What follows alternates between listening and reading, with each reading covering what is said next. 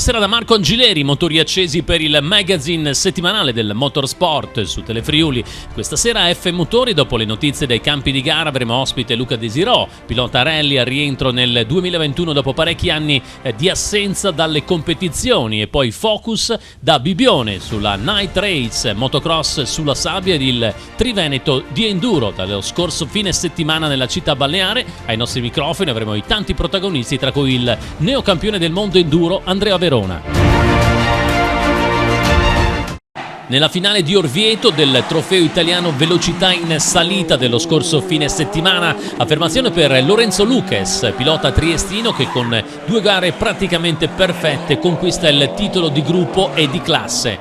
Per il pilota del team Centro Revisioni va in archivio una stagione molto positiva. Storica prestazione con il secondo posto per la rappresentativa del Friuli Venezia Giulia al Trial delle Regioni a Cortenova in provincia di Lecco, domenica 24 ottobre. L'evento di fine stagione, che da sempre richiama trialisti provenienti da varie regioni d'Italia, ha rappresentato il miglior modo di concludere un 2021 di successo per la specialità. Oltre 130 partecipanti in gara per difendere i colori di 51 distinte formazioni rappresentative dei comitati regionali e dei club d'Italia.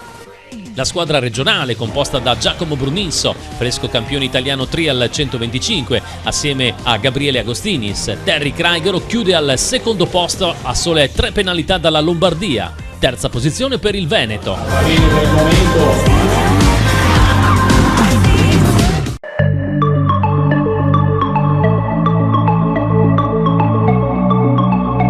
Bojan Veli ha conquistato la 38esima edizione del Rally Città di Bassano, in testa dall'inizio alla fine con 5 scratch su 6 prove disputate. Lo sloveno su Skoda Fabia R5 Evo ha inflitto distacchi pesanti agli avversari. Secondo posto per Mauro Spagolla su Citroën DS3 VRC a 28 secondi. Terzo al traguardo Alessandro Re su Volkswagen Polo R5 a 35,9.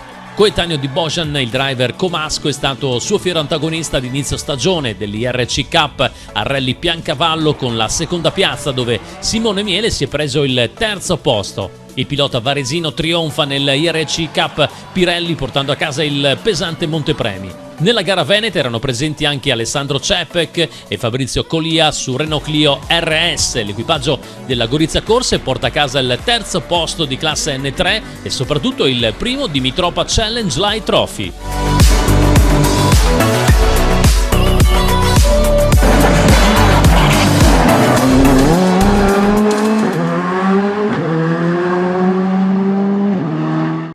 Buonasera Luca Desirò, ben ritrovato F Motori.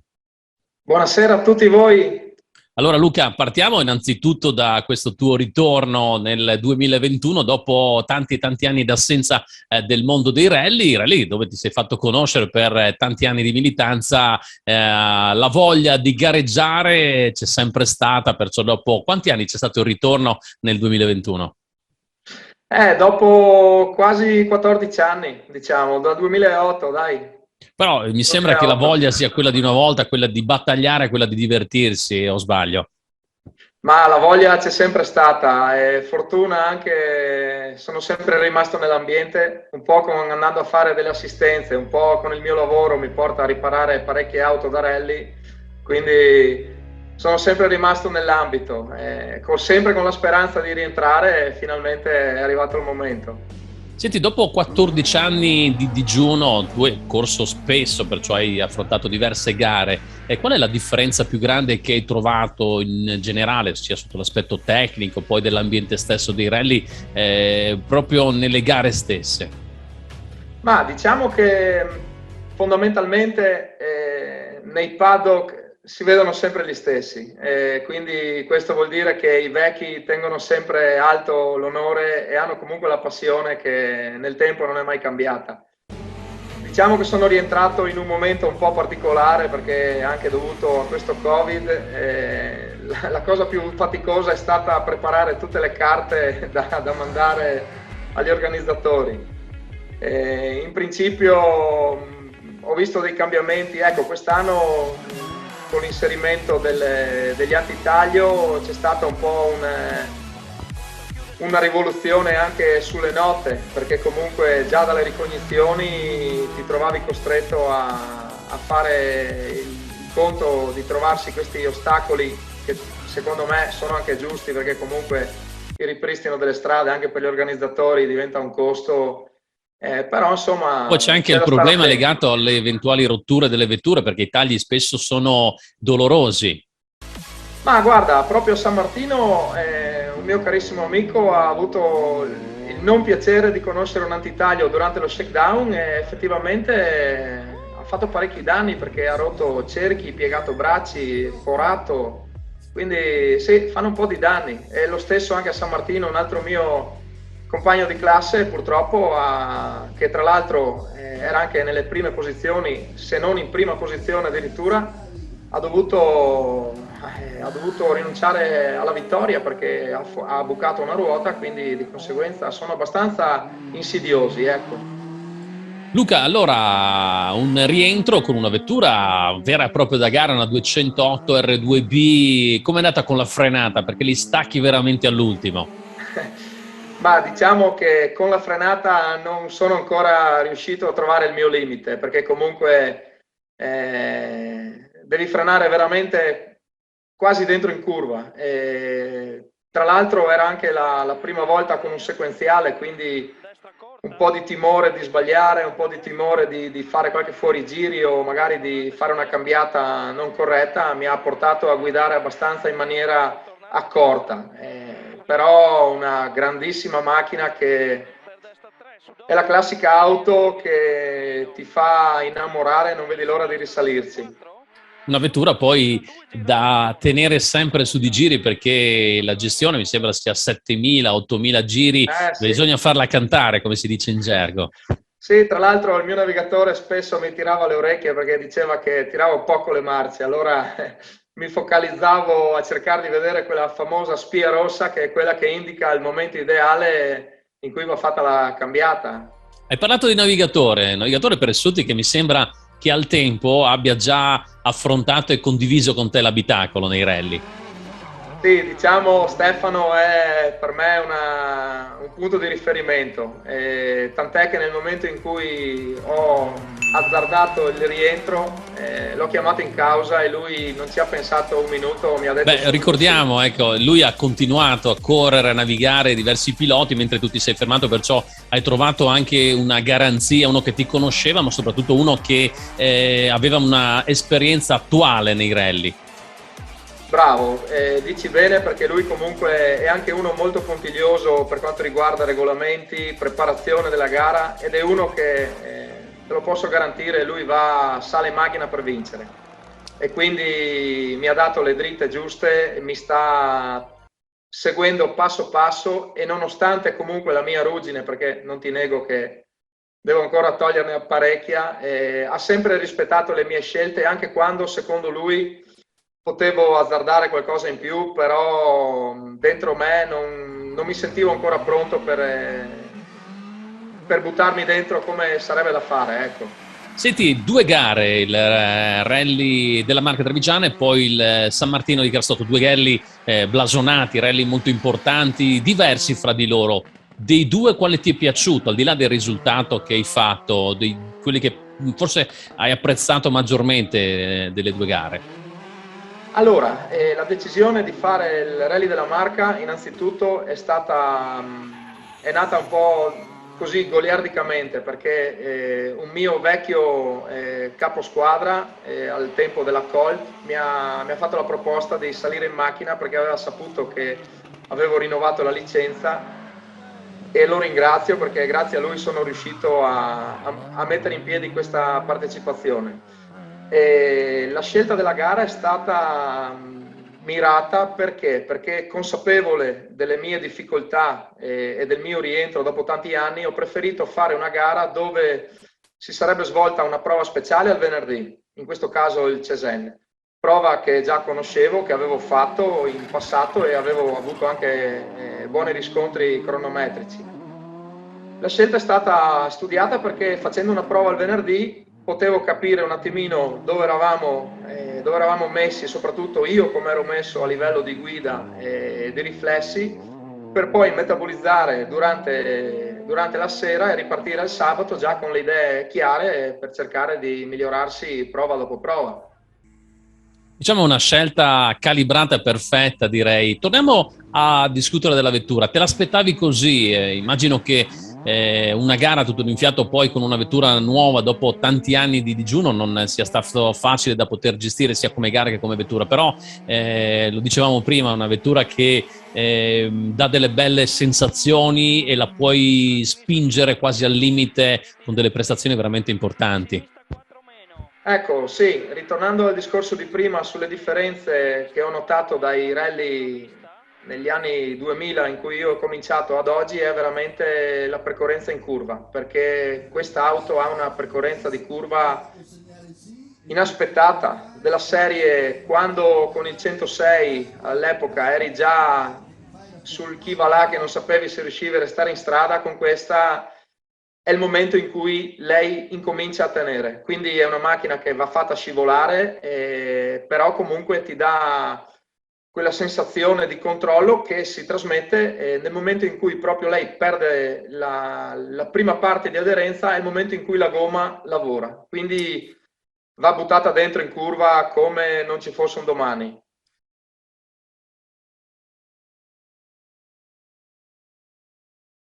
Parole da pilota esperto, però la gola c'è magari per provare anche qualche altra auto oppure l'idea è ancora di continuare con la 208 R2B? Allora, diciamo che stiamo cercando di mettere in piedi un programma con MP assieme alla Masina e a Paolo.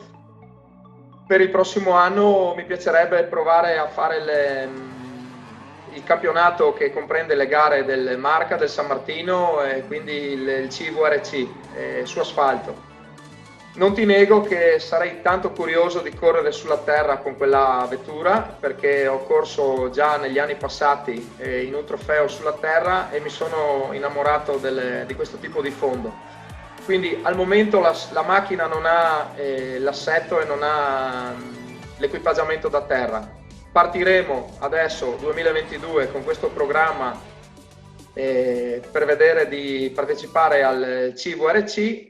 Inseriamo dentro qualche partecipazione sulla terra e poi in un futuro ti dico che mi piacerebbe provare la Skoda, perché loro ne hanno una in casa, e se le cose vanno bene, se gli sponsor si riconfermano e magari si avvicina a qualcos'altro, Parliamo di Skoda, ovviamente un gradino, anzi 2 gradini superiori, perciò un R5, vettura massima per poter correre nel campionato italiano, per dare un riferimento agli amici che ci seguono a casa, perciò hai le idee molto chiare. È stato un rientro immagino che confortevole per te, per le sensazioni, per anche i risultati, e questo forse ti invogliano a fare ancora meglio, a proseguire in questa avventura, possiamo dire, di un secondo tempo, dopo l'abbandono, tra virgolette, anzi lo stand-by di 14 anni, una nuova giovinezza per Luca Diserò, possiamo dire.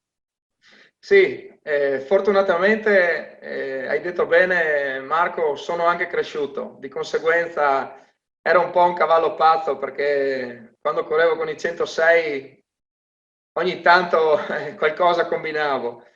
Con l'età sono maturato, però ho scoperto che proprio anche durante il San Martino ho scoperto che l'esperienza comunque mi è sopraggiunta, quindi riesco a sentire le sensazioni dell'auto. Quando prima magari correvo un po' più distinto, adesso riesco anche a trasmettere a chi mi segue le sensazioni in maniera tale da riuscire a regolare la vettura nel migliore dei modi. È un bel rientro, sono maturato, sono anche, diciamo, più sereno, perché anche dopo gli investimenti nel mio lavoro sono riuscito finalmente a dedicare un po' di tempo allo sport che ho sempre amato, e credo che, e mi auguro che sia veramente una mia seconda giovinezza, anche perché mi sento abbastanza giovane. Bene, noi te lo auguriamo, ovviamente finisci bene quest'anno e poi un 2022 ancora di corsa. Grazie a Luca Diserò, pilota rally. Grazie a tutti gli telespettatori, grazie ancora.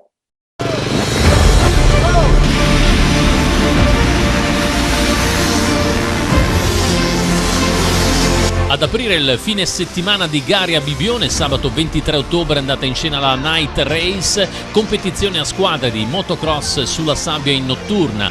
Notevole la presenza di pubblico giunto sul tratto di spiaggia di fronte a Piazzale Zenit per assistere all'evento. Successo nella finale conquistato dalla squadra del Motoclub Manzano, composta da Filippo Pivetta, Jacopo Crepaldi, Federico Oliana e Luca Fanna. Seconda posizione per i padroni di casa del Motoclub Bibione, che schieravano Andrea Gava, Enrico Babuin, Matteo Mario e Liam Bettin. Terzo gradino del podio per la squadra del Motoclub Albatros con Guglielmo Salvador, Paolo Sacilotto e Davide Lucchese.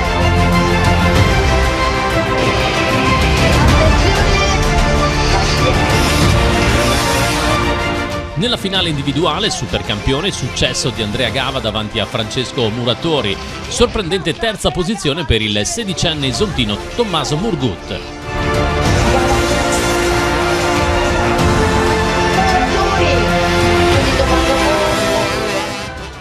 Ieri sera è stata una bella gara, una manifestazione come sempre con i fiocchi.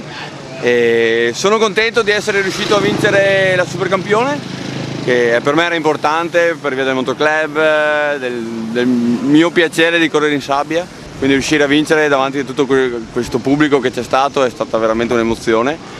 E poi con le fatiche di ieri siamo partiti oggi e diciamo che la metà in poi l'abbiamo un po' subita, però una seconda posizione assoluta e prima di categoria è stato un ottimo risultato quello odierno, quindi sono molto contento. Prossima stagione probabilmente miglioreremo un po' l'impegno nei rally per poter puntare a qualche rally africano, puntando un po' magari alla Dakar e poi pian pianino con l'enduro sempre, però puntando un po' più sui rally. Dietro a queste gare ci vogliono sempre tante persone e soprattutto coordinamento, è vero? Sì, decisamente la burocrazia e mettere in piedi tutto questo show c'è sotto una macchina molto impegnativa. Poi arrivano anche le soddisfazioni perché la presenza di tanti piloti, pubblico come la sabato sera è un qualcosa che gratifica. Sì, certo, vedere la spiaggia piena di gente è una soddisfazione che ci riempie veramente, siamo veramente felici, grazie di tutto. Poi però chiaramente dietro c'è tanto lavoro, lo dicevi un attimo fa, il coordinamento poi di tante persone, un club che vive di grande passione. Sì, diciamo che per mettere in piedi tutta questa cosa abbiamo iniziato 6 mesi fa, quindi di lavoro dietro le quinte ce n'è tanto ed è impegnativo. Poi ci sono gli stimoli anche che quando i risultati arrivano, come in questa maniera qua, tutto diventa più facile. Sì, certo, quando siamo tutti affiatati, siamo una grande squadra, siamo tutti affiatati e quindi le cose poi vengono anche facilmente.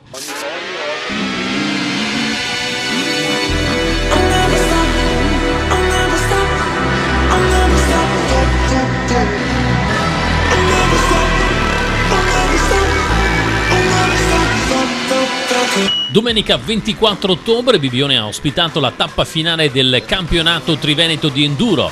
2 le prove speciali preparate dai ragazzi del Motoclub Bibione, il cross test sulla sabbia, prova impegnativa con tratti molto veloci, alternati a passaggi tecnici e guidati, e l'enduro test in località Cesarolo, una prova cronometrata su terreno compatto con tratti stretti e continui cambi di direzione.